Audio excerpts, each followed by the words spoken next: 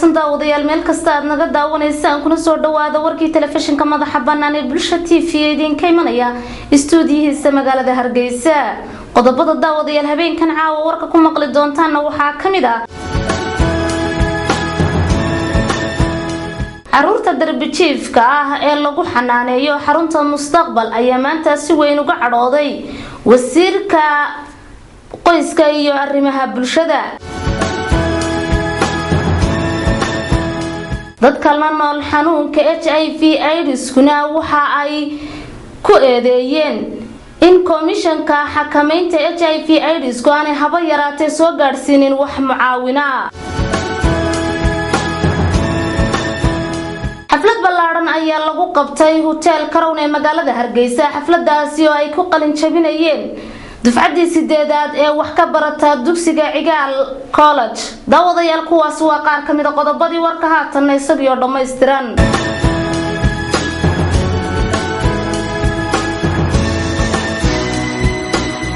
caruurta darbi jiifka ah ee lagu xanaaneeyo xarunta mustaqbal ee ay mas'uulka ka tahay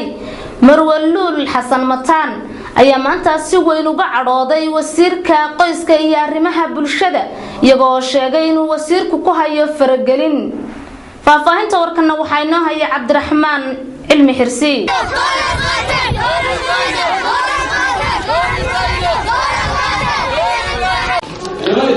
caruurtan waa caruur darbi jiif oo ay gacanta ku hayso samar ahaantan ay soo ururisay Luul Xasan Mataan laguna xanaaneeyo xarunta darbi jiifka ee gudoomiyaha ka tahay Marwaluul Xasan Mataan ayaa maanta banaanbax ay sameeyeen. waxay si weyn uga cawdeen samar ahaantan ay dhaliilo kala gedisan u soo jeediyeen wasiirka wasaaradda shaqada iyo arrimaha bulshada Soomaaliya Maxamuud Axmed Barre Garaad oo ay ku sheegeen in uu faragelin baan ku hayo xarunta darbi jiifka ayaa waxay si gadoodsan uga hadleen samar ahaantan ay sheegeen in wasiir Garaad iyo mas'uuliyiinta wasaaradda shaqada iyo arrimaha bulshadu ay ka jareen biilkii ay qaadan jireen ay wasaaradda maaliyadda ugu dartay miisaaniyadda qaranka biyihii iyo gaadhigii lagu adeegi jiray iyo dhammaanba adeegyada aasaasiga. waxaana ay carababeen xarunta darbi jiifka inuu wasiirku u soo dalbaday ciidanka RRU-da oo uu doonayay waa sida ay sheegeen inuu xarunta kala wareego isla ahaantana uu xilka ka qaado gudoomiyaha xaruntaasi Marwaluul isla ahaantana uu sheegay inuu gudoomiye cusub soo magacaabay. caruurtan ayaa waxay sheegeen in intii Luul Xasan Mataan aanay soo ururin ay meelahaas dayacnaayeen oo ay xabadtan ugu jireen. qaar kamid ah caruurtan oo arrimahani ka hadlayana waxay yiraahdeen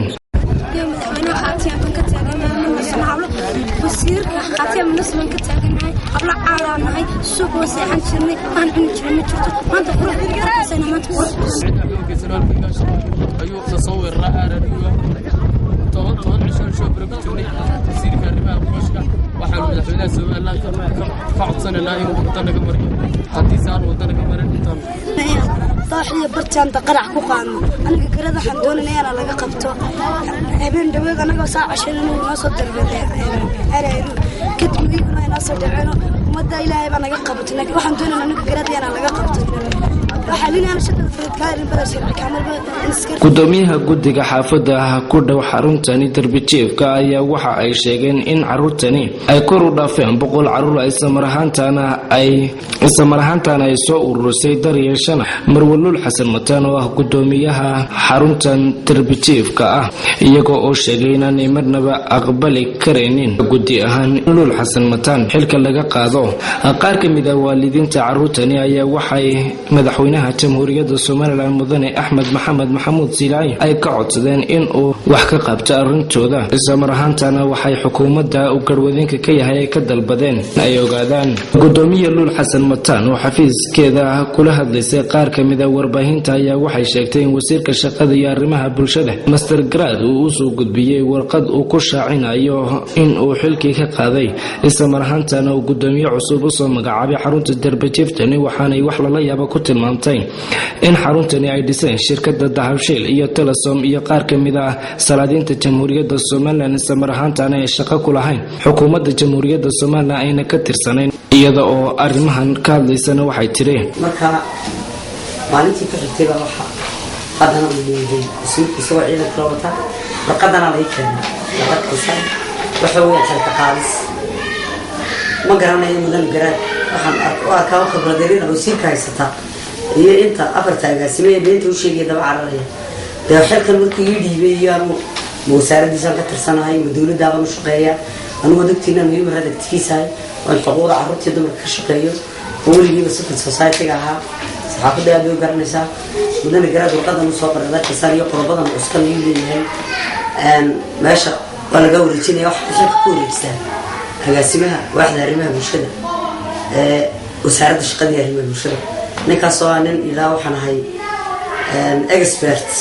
xilligan ayaa waxay kusoo beegmaysaa xilli ay caruurtan darbijiifka ahi ay u baahan yihiin daryeel buuxawal oo ay cabasho iyo eedeymayo soo jeediyeen wasiirka wasaaradda shaqada iyo arrimaha bulshada Somaliland Master Garaad oo ay sheegeen in uu duulaan ku yahay wasidii hadalka u dhigeen Cabdiraxmaan Cilmi Xirsi telefishinka madaxa bannaan ee Bulsha TV magaalada Hargeysa dadka la nool xanuunka HIV/AIDS ee ku dhaqan magaalada Hargeysa ayaa komishanka xakamaynta HIV/AIDS-ka ku eedeeyay inaanay haba yaraatee wax deeqa soo gaadhsiinin faahfaahinta warkana waxaa inoo haya Cabdiraxmaan Fantastic gudoomiyaha hay'adda xakamaynta AIDS-ka Somaliland mudane Maxamed Aadan Khayre oo maanta fadhiga yeesheen mudanayaasha golaha wakiilada Somaliland uga xog waramay waxqabadyada kala duwan ee hay'adda ay qabatay ayaa tilmaamay in ay MCGO ay ka fureen gobolada Awdal Saaxil Togdheer isla marhaantaana ay hay'addu wax u qabato ayuu yiri dadka la nool cudurka HIV/AIDS-ka sidoo kalena gudoomiyaha hay'adda xakamaynta AIDS-ka ayaa ka gaabsaday su'aalo ay weydiiyeen mudanayaasha golaha wakiilada Somaliland oo ahayd in hay'adda xakamaynta AIDS-ka Somaliland uu daashaday musuqmaasuq aad u fara badan oo baahsan sidoo kalena ay hay'adooda ay ka gaabisay waxqabadka ay u qaban lahayd dadka ay u xilsaaran tahay ee la nool cudurka HIV/AIDS-ka ee ku dhaqan gobolada Somaliland geesta kalena dadka la nool cudurka HIV/AIDS-ka oo maanta qaar ka mid ah warfidiyeenada kula hadlayay gudaha magaalada Hargeysa ayaa gaashaanka u daruuray in haba yaraatee waxay hay'adda xakamaynta AIDS-ka Somaliland waa siday hadalka u dhigeen ay mashaariic ay ku dul cunaan madaxda sarsare ee hay'adda xakamaynta AIDS-ka sidoo kale dadka la nool cudurka HIV/AIDS-ka ayaa hoosta ka xariiqay in waxqabad ay u qabato hay'adda xakamaynta AIDS-ka Somaliland iska daayay ayba u diideen inay ridda u soo galaan isla marhaantaana ay waxyaalaha xuquuqda u lahaayeen ay hay'aduhu u soo dhiibeen ay iyagu lunsadeen oo aanay waxba aanay soo gaarsiin isla marhaantaana ay waxqabadyo fara badan ay u qaban lahaayeen isla marhaantaana aanay waxba yaraatee u qabato hay'adaas ay jirin iyagoona xukuumadda madaxweyne Axmed Siilaanyo ugu baaqay inay wax u qabato dadka la nool cudurka HIV/AIDS-ka waxa sababay ninna waa nin uu fadhiya kursiga dar Ilaahay iyo hawsha loo dirtay ninna waa nin u fadhiya isaga naftiisa marka waxa sababay isaga hawshiisa ka gaabiyay waayo de nin isagu kursiga isagu ku nool weeyaan laakiin anagu ma banaqaan misiin raashinka 2 bilood maanu arag 5aadna maanu arag 6aadna maanu arag waana laga haystaa WFP-na may noomay keeni garan waayeen bakhaaradoodii wuu ku jiraayay wasaaradda caafimaadkan cambaaraynta dhakada u saaray anagu waayo iyada saxiix weeyday cabashadan ballaadhan ee ka soo yeedhay dadka la nool cudurka HIV/AIDS-ka ee ku dhaqan magaalada Hargeysa ayaa waxay ku soo beegmaysaa xilli gudoomiyaha hay'adda xakamaynta AIDS-ka Somaliland uu golaha wakiilada Somaliland uu ka hor akhriyay waxqabadyo ballaadhan ay u qabteen dadka la nool cudurkaasi isla marhaantaana ay si wacan u daryeelaan Cabdiraxmaan Fantastic Bulsha TV Hargeysa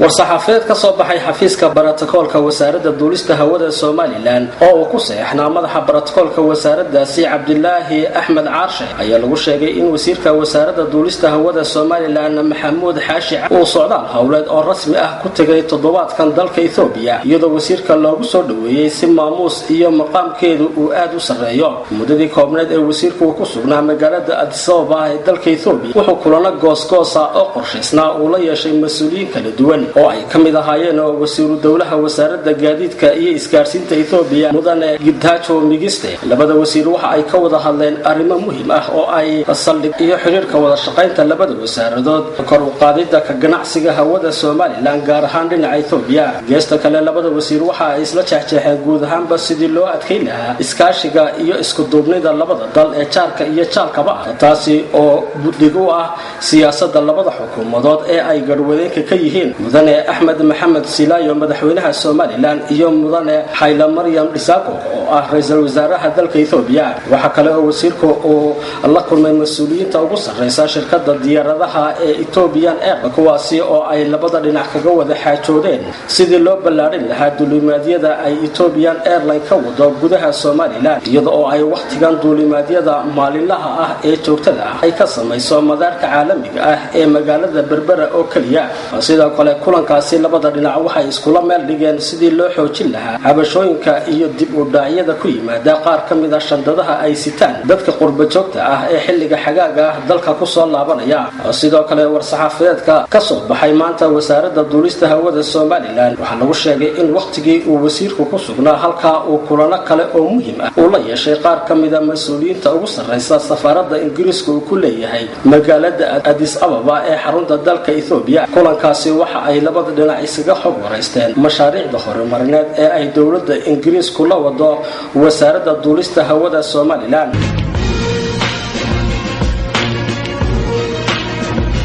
maariye ku-xigeenka labaad ee dekedda magaalada Berbera Mustafa Maxamed Yunis ayaa xilkii uu ka hayay dekedda magaalada Berbera ee ahaa maariye ku-xigeenka labaad ee dekedda magaalada Berbera iska casilay isagoo iscasilaadiisaasi ku sababeeyay wada shaqayn buuxda oo uu ka waayay maareeyaha guud ee dekedda magaalada Berbera Injineer Cali Xoorxoor. isagoo arrintaasi ka hadlayana waxaa ka mid ah hadaladii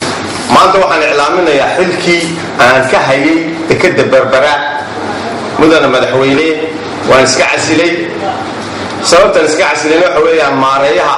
dekedda Berbera Sir Cali Xoorxoor oo ah nin aan lala shaqayn karaynin muddadii sanadka iyo barka ahayd ee halkaa joogayna aan ku adkaysanayay waxa tahay xisbigii waxa tahay xukuumaddii dul qaado xumaantii sannadood ee aan kulmiye ahayn aanay waxba iska bedelin. hase ahaatee dowladnimada maanta odaygii kulmiye gudoomiyihii kulmiye ee odaygii halganka oo hayaawgeed ay xaaladdu igu kalifaysay inaan barida dhulka ku hayo oo aan dulqaad aan yeesho aan u adkaysto anigoo isla markaana ah xogayihii golaha dhexe ah saraakiisha ugu sarraysa xisbiga kulmiye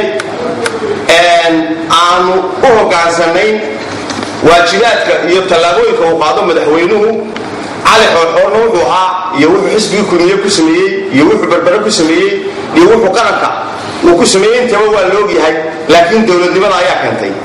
madaxweynaha ayaa isiri dadkii isku wad kii ka soo horjeeday iyo kii ka sii jeeday.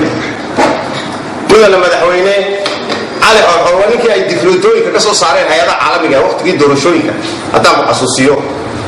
waxa uu banbaxay xumaanta iyo dulmiga iyo dadwaxgasheega iyo dhibta iyo tacadiga dadka loo geysto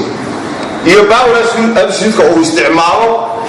ee uu had iyo gooraale awoodda dekedda iyo lacagta dekedda uu ku mujahabaabiyo fikirka iyo waddanka wax kasta oo ka jira uu ku habaabiyo. maanta wuxuu ka hadlay maareeyaha dekedda Berbera wuxuu yidhi dhul danguuda ayuu Mustafa Maxamed Yunis iska seestay oo ku dagaalamay meelaan ku dagaalamay anigu ma jirto. dhulka danguuda uu sheegayana anigu danguud baan u aqaanaa waan ilaalinaya waanay jirtaa digreetada madaxweynuhuna way jirtaa friisonna waa loo baahan yahay. laakiin dhulka uu ka hadlay waa dhul anigu aan leeyahay faylkaas oo sharciyo sifo sharciyo ku mulkiyey ku soo baxay cashuurtiisii layga qaaday 20 sannadood ee ugu dambeeyay aan lahaa Berbera dhameeyay taqaano haddii dhulkii aan la yaqaanay la leeyahay waa danguud danta guud ee soo baxday ee madaxweynuhu soo saaray ayaa wax kala qaba. haddii dadka laga burburiyo 2500 oo qof ayaa Berbera 2500 oo qof baa waxna dawladda dhexe ay soo qortay waxna dawladda hoose ay sharci u siiyeen 2300 baa ku jira sifa gaar oo kaliya ku soo arooraya ma jiro dadka wax la qaba haddii dadka danguuna ay noqoto dhulku anna waa dangu waa noqolahay oo mustafa ka soo jooji meesha isagoo xaasidnimadiisii iyo wixii lagu yaqaanay cali wada uu dadkii oo dhan isku soo qaado maanta 2500 oo qof laga joojiyay dhulkii oo ay ku jiraan tujaartii ugu sarreysay waddanka oo cid waliba ay ku jirto oo shide oo la yaqaano ayuu ka bilaabmaa maanta free zone shide oo la yaqaano ayuu ka bilaabmaa laamiga Hargeysa raaca dadka la mid ah taana waxay nooga marqaati kici doontaa dadka ayaa inooga marqaati doontaa muddo saar waxaan dhintaynisu soo saari doona 3,000 qof ay ka shaqeeya dekada 3,000 gaariga lagu jira maanta gaaridu nin waliba darajadu leeyahay ku jira nin waliba mushaar qaataba ku jira nin waliba sidoo ku soo galay dekada ku jirta marka waxaan idin sheegayaa oo mubaarid oo cadeynaya anigu inaanay jirin dhul aan boobay oo aan cid ka qaaday danguud aan ku duulayaanay jirin dhulka aan 20 sanadood lahaa ee shaqadiisa sharciga ka yahay ee feelkiisa ka yahay ilaa madaxtooyada laga ogyahay dhulkay ayaa anigu leeyahay waxaana weeyaan been buu maanta iga sheegay sababtaas aan igu kaliftay wixii dambe ee wara ee arrinkayga ku saabsanna iyadoo intan ka fara badan oo ka details badan ayaan jaraa'idkeeda ka sheegi doonaa mahadsan xukuumadda waad ka tirsanaysaa marka laga tago maariyo ku-xigeenka saxiibna iska cashay tikid waa ka tirsanaanaya xukuumadda sidaan ahaayeen si ka badan waa ka tirsanaanaya way walaalkayna dekada ka shaqeeya ayuu shaqadii ka joojiyey isagoo ummadda israaciya kolley walaaqa kalena qor oo aan soo gaarin waxa weeyaan waa power abuse iscasilaadan maareeye ku-xigeenka labaad ee dekada magaalada berbera ayaa waxa ay noqonaysaa mas-uulkii ugu horreeyay ee ka tirsan gobolka saaxil ee asagu iskii isaga casila xil uu ka hayo gobolka oo aan weli laga qaadin xaflad ballaadhan oo loo sameeyey dufcaddii 8aad ee ka qalin jabisa Eagle College ayaa lagu qabtay Hotel Crown ee magaalada Hargeysa. Munaasabada ay si weyn u soo agaasimeen maamulka iyo macallimiinta wax ka dhiga Eagle College ayaa maanta lagu qabtay Hotel Crown ee magaalada Hargeysa iyadoo ay ka qalin jabinayeen in ka badan 400 oo arday oo dhameystay culumta kala duwan sida caafimaadka, kombiyuutarka, Ingiriiska, ICT-ga iyo Faransiiska iyo luqado kale oo badan. Wacdan oo ahayd 8aad ee ka qalin jabisa Eagle College ayaa waxa munaasabadani ka soo qayb galay xildhibaano, agaasimayaal iyo waalidiinta ardayda wax ka Eagle College waxa uu hore halkaasi ka hadlay maamulka ku-xigeenka Eagle College oo ka waramay maraaxilkii kala duwan ee soo maray Eagle College Umar Cusbaan Xuseen tan waxsanaynta kadib halkaasi ka hadlay xildhibaan Xasan Cawaala Caynaan waxaanu yiri iyo waxyaabo badan ay halkan uu ka sheegay maamulkii ka hadlayay aad iyo aad ayaan ugu mahadnaqayaa waxaan leeyahay kuwii waxbarashadooda halka ka sii wada halka ka sii abaqaada aan halka ku joojin waa dugsi oo baana waxaan aad ugu faraxay waxbarashada bilaashka ah haddii khamiis noqoto iyo haddii maalmaha kala noqoto waxaan ka sheegayay aad iyo aad ayaan ugu faraxsanahay waxa iyaguna halkaasi hadalkaas kaga daba maray agaasimaha waxbarashada gaarka Muuse Maxamed Shide Dr. Cabdisalaam Cabdirashiid oo isna ka socday jaamacadda Alfa xildhibaan Cabdiraxmaan Maxamed Jaamac Xoog iyo Cabdiqaadir Maxamed Saqaawadiin waxaana dhamaantood ku dheeraadeen ahamiyadda ay waxbarashadu u leedahay dhalinyarta iyagoo uga digay khatarta uu leeyahay taariibku iyaguna waxa halkaasi ku soo bandhigay riwaayad ka hadlaysa taariibka iyo khatartiisa ardayda wax ka dhigata Eagle College gabagabada halkaasi agaasimaha waxbarashada gaarka Muuse Maxamed Shide ku gudoonsiyay ardaydii wax ka dhameysatay Eagle College iyagoo ardayduna ay gudoonsiyeen macallimiintooda hadido ay ugu tala galeen Axmed Sadaar Bulsha TV magaalada Hargeysa.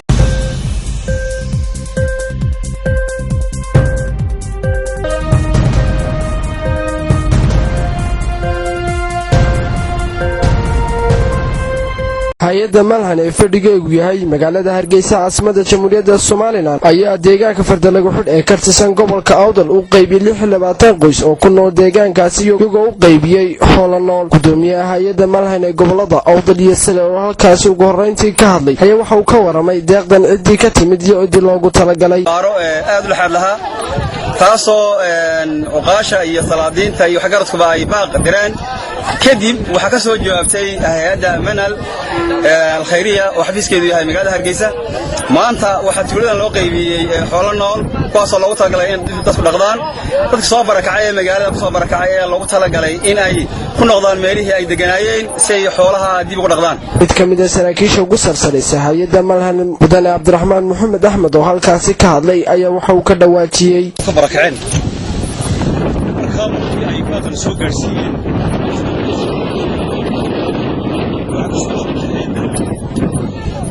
maanta waad aragtaan adhigii waa noo keenay 12 qoys 15 qoys ayaan halkan maanta ku xoolaynaa waxaan ka baraynaa dadka tuulada degan in ilaahay ka maqan Sultan Ibrahim Jaamac Samatar oo kamid ah salaadiinta dhaqanka ee gobolada Awdal Sare Gabley oo goobjoog ka ahaa deeqdan la bixinayay ayaa isagna waxa hadaladiisii kamid ahaa ka soo jawaabtay baaqi abaaraha iyo daadadkii ku dhacay fardalagu xid meesha la yiraahdo xoolihii ay ka baxeen ka dhamaadeen iyo abaaro xoog leh oo ku dhacay baaqi aan soo jeedinay ka soo jawaabay maanta ayaanu aad ugu mahadnaqnaa hay'adda Manhal oo noogu deeqday ilaa 25 qoys oo loo qaybinayo xoolo oo ilaa min 5 neef noqon doonta haddii la yiraahdo xoolahaas oo imigada sida ugu dhaqsaha badan leh loogu qaybinayo dadkii ay waxyeeleen abaaraha iyo daadadkaasi qaar kamid ah dadkii loo qaybiyay deeqdan xoolaha nool oo halkaasi ka hadlay ayaa waxa uu mahad celiyeen hay'adda Malhal maqayna madax daaloonayo beesha u keenay wixii deeq dibadaha ay uga heleen iyo qurba joogga waxa weeyaan horta walaalayaal maxad alla weeyaan saanta maanta noo soo digteen noo soo garateen ee wax noo keenteen horta waa mahad alliya magan alla waan mahadsantahay waan inaga gudoonay wixii aan noo keenteen deeq waxay sideen waan inaga gudoonay si kastaba ahaatee deeqdan la soo gaarsiiyey deegaanka Fardalagu Xidh ee ka tirsan gobolka Awdal iyo waxay ku soo beegmaysaa xilli deegaankaasi ay saameyn weyn ay ku reebtay abaarihii soo noqnoqday ee ku dhuftay gobolada Awdal iyo Salal Maxamed Xasan Ismaaciil Sharbiyare Bulsha TV dadweynaha ku dhaqan magaalada Burco ee xarunta gobolka Togdheer ayaa walaac weyn ka muujiyay qiimaha raashinka ee maalinta ka dambaysa kor u sii kacaya sida faahfaahinta warkaasi noogu soo diray wariye Cabdiqani iyadoo ay muddo kooban ka harsan tahay bisha barakaysan Ramadaan ayaa waxa suuqyada waaweyn ee magaalada Burco laga dareemayaa kor u kac ku imanaya maalinta ka dambaysa ganacsiga maciishada iyo shidaalka oo saameyn ku yeelatay dadka danyarta ah ee ku nool magaalada Burco qaar kamid ah dadweynaha oo baaq u diray ganacsatada iyo dawladda waxa kamid ah hadaladoodii magaranaysa daan miya baan hay laakiin miya magaalada markaan eegay dadka magaranaysa dadku ilaa 90% waa dad magaranaysa dal oo masaakiina markaas xirbarku aad baa raashinka iyo magaasha maciishada adeedka maryaha adeedka radbeelka maryaha raashinka saliida garay wax kasta oo maanta loo baahayo noloshu u baahan tahay aad bay qaali ugu tahay xilligii Ramadaan hadii ay ifoodan ku soo hayso iyo waxa wanaagsan islaamnimada iyo magaranaysa sharci ahaanba dadka magaranaysa sawirka hoos looga dhimo oo dadka loo naxariisto dawladeena haysata yaanu dooranay inay Soomaaliland waa inay macaashada hoos والله يعني كاي مرستو شيدا والله aad buu noo kacsay aad kulli shay dawladda ganacsatada waxaan farayo reer berbere haama iyo waxa inay dadka shidaal ka dhimaan dawladdu shidaalka ay wax ka dhinto dadka mid sii kordhaya sanad ka dambeeya ama waqti ka dambeeya mid sii kordhaya dadka iyo bulshada iyo mujtamaca saameynaya qaar kamid ah ganacsatada oo ka hadlay kor u kaca ganacsiga ayaa waxay ku tilmaameen inay sabab u tahay cashuurta oo lagu kordhiyay meheradihii ganacsiga kastaba ha ahaatee waxa maalmihii ugu dambeeyay si kordhayay qiimaha iyo sixirka la kala siisanayay maciishada kala duwan ee lagu gado suuqyada waaweyn ee magaalada Burco Cabdiqani Iimaan Bulsha TV Burco warkii wadaawadayaal ka daawanaysan telefishinka madaxa banaan ee Bulsha TV habeenkan caawa waa naga intaasi warka xigay intaan ku kulmi doona aniga asxaabtiga la qayb qaadatay tabinta warka waxaan idinkaga tageynaa salaamu alaykum wa rahmatullaahi wa barakaatuh